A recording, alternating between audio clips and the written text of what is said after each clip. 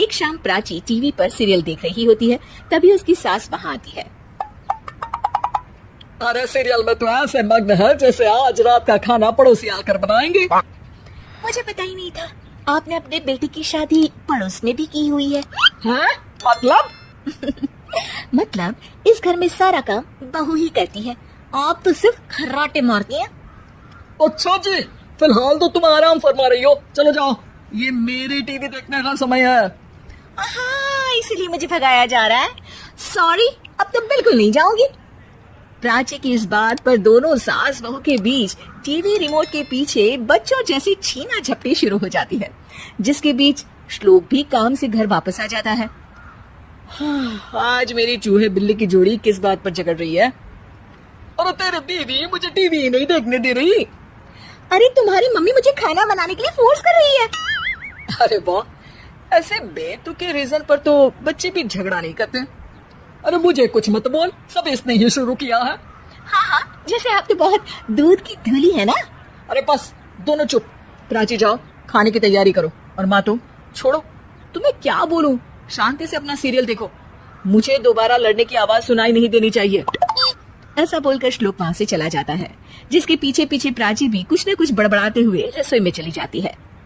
हाँ, सासू जी को तो कुछ बोलेंगे ही नहीं, बस मुझ पर ही हुक्म चलता है, खाना बनाओ, जैसे मैं इनके घर में खाना बनाने के लिए आई हूँ। इसी तरह शाम बीतती है और रात को श्लोक और प्राची की सास खाना खाकर सोने चले जाते हैं, लेकिन प्राची गुस्से में कुछ खाए बिना काम में ही लगी रहती है। इस घर में किसी को घंटा फिक्र नहीं पड़ता, मैं खाऊं या भूखी रहूं।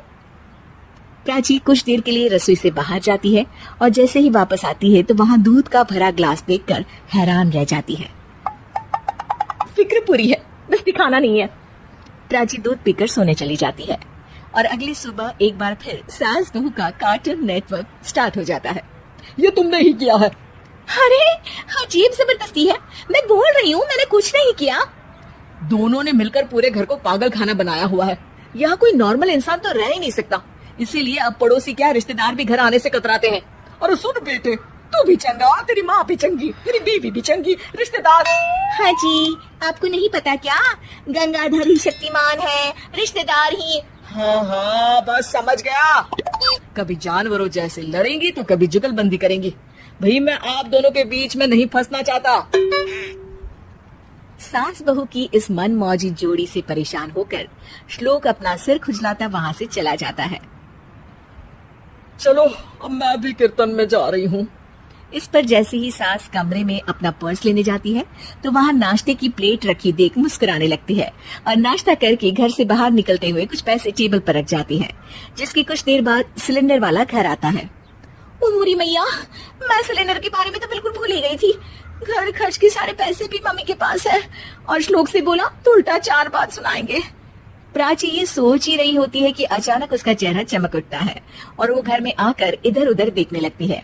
तभी उसकी नजर टेबल पर रखे पैसों पर पड़ती है, जिन्हें वो सिलेंडर वाले को दे देती है। ये सब श्लोक देख लेता है। अच्छा बेटे, इतना बड़ा घोटाला, सबके सामने मैं तेरी दुश्मन और पीठ पीछे तेरी मेरी यारी। इस पर श्लोक एक प्लान बनाता है और शाम को सब एक साथ बैठे होने पर बोलने लगता है। माँ, तुम दोनों की बहुत लड़ाई होती है, इसलिए मैं सोच रहा हूँ कि प्राची को उसके घर छोड़ाऊं, इससे वो भी खुश रहेगी और तुम भी। अचानक श्लोक की ये बात सुनकर सास बहू शौक से उसकी तरफ देखती है। अरे ऐसे कैसे घर छोड़ाओगे, मुझे कहीं नहीं जाना।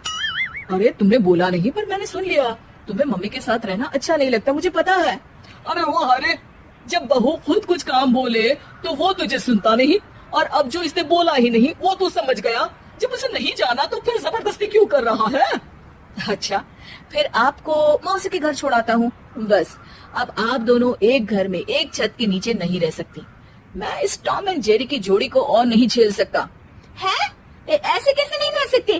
तुम्हें इतनी दिक्कत है तो तुम्हारा बोरिया बिस्तर पैक कर देती हूँ, लेकिन मम्मी जी कहीं नहीं जाएंगी। बिल्कुल यही सुनना था मुझे। अगर दोनों में इतना ही प्यार है फिर हर वक्त ये लड़ाई का नाटक क्यों करती हो? देखा मैंने कैसे माँ किचन में दूध रखती है और तुम उनके लिए कमरे में नाश्ता रखती हो, और कैसे वो पहले ही तुम्हारी दिक्कत समझकर घर में पैसे रखकर बाहर जाती है। अरे भाई, इतना ड्रामा तो डेली सोप में भी नहीं होता जितना तुम दोनों ने इस घर में फैलाया हुआ है। तू हमें टॉम एंड जेरी बोलता है ना, तो याद कर वो दोनों भी एक दूसरे को बाहर वालों की बुरी नजर से बचाने के लिए हमेशा सबके सामने लड़ते थे, लेकिन अकेले में दिक्कत के समय मदद भी तो करते थे। बस हमारा रिश्ता भी कुछ ऐसा ही है। और वैसे भी अगर सास बहू में तू मैं नहीं होती तो दुनिया वालों को कहानियां कैसे मिलेंगी?